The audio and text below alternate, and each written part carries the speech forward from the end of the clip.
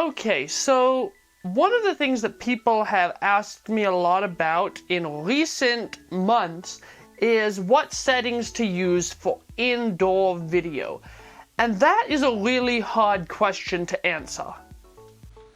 Because indoor video is not just one type of video. There are so many different things when it comes to indoor video, but I find that most of the time what people are talking about is the fact that when they try to vlog inside, the footage just doesn't look good. And they see people like, well, me, Peter McKinnon, Maddie, and a lot of other vloggers recording videos in their studio, and they think, why does my video not look that good?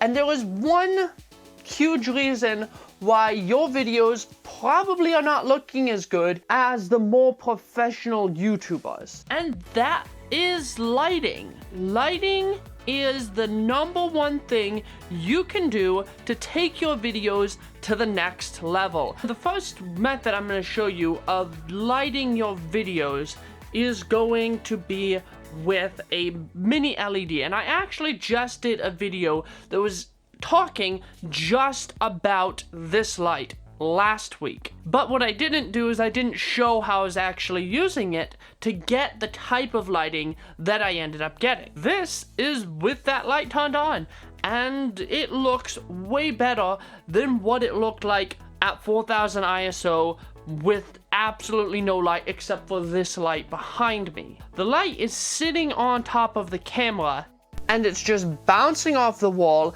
and creating that soft light on my face. Now, the biggest thing you want to think about when you're trying to get soft light is that the bigger the light source, the softer it's going to be. And so using a LED just pointed at you is going to create a much harsher light than if you basically turn a 4x4 square of the wall into your light source. Yes, you have to raise your ISO up higher, but considering the trade-off and the quality of the light, as I showed in that last video, it is a really good option. Next, we have the classic Softbox. This is what I'm using to light all of my videos. Pretty much anytime you see my face in the studio, unless I'm trying out another light, is with this light.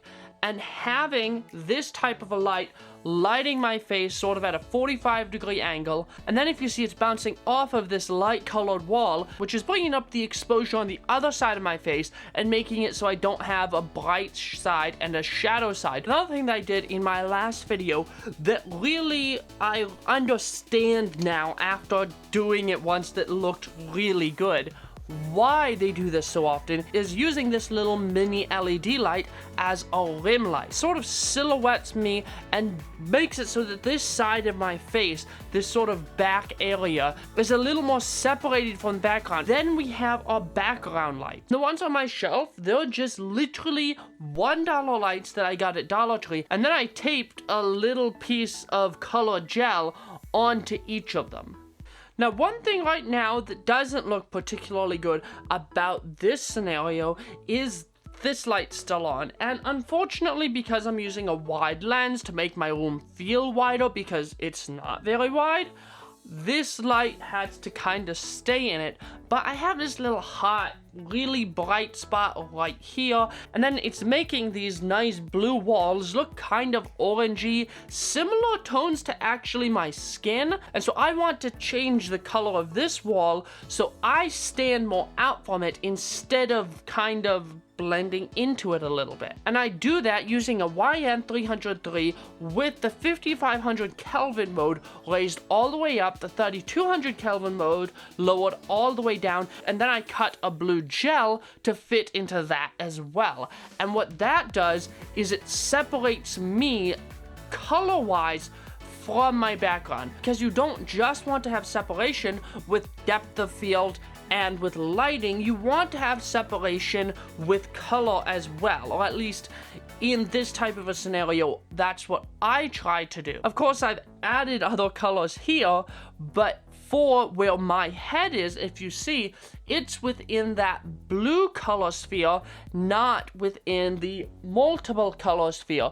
And that helps me separate from my background. And then another thing that I'll do is in post-production, I will raise the saturation on my face, which matches more the saturation behind me, and that draws your eyes to focus on me as the subject. This is what it looks like in lowering down all of my background lights, and then using my little LED light, bouncing off of this wall again, lighting my face, and it looks really good. Now you do have to raise up your ISO higher. Mine is about 800 right now, so I'll have a little bit more noise and be a little less sharp than I would with a really bright softbox. If you want to get high quality videos indoors, you have to pay attention to your lighting, whether that is using studio lightings or just getting closer to some light in your environment.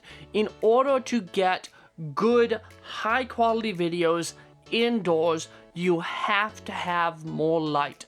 Now, the wider your aperture is, the less light you're going to need. But if you're using the M50 in kit lens, like I just about always am, then you're going to have to make sure that whatever environment you're using, either you're using the light in your environment to its fullest potential, or you are adding light to your environment.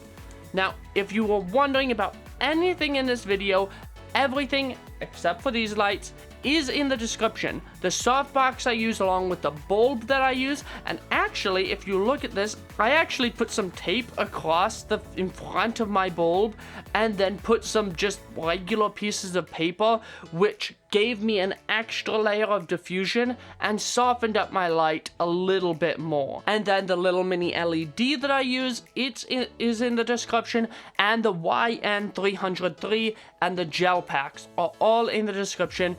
If you found this video helpful, please give me a like. Try and put every one of these tips into practice. Subscribe to the channel for more content like this, and hit that notification bell so you know when I'm posting videos, because actually the last two of my videos, I put a lot of effort into them and they've done very poorly. So if you haven't seen those ones, go back and watch them, because the last one, especially if you're interested in this, that one will actually give you some more tips for filming indoors. Thank you for watching this video, and I'll see you all in the next one.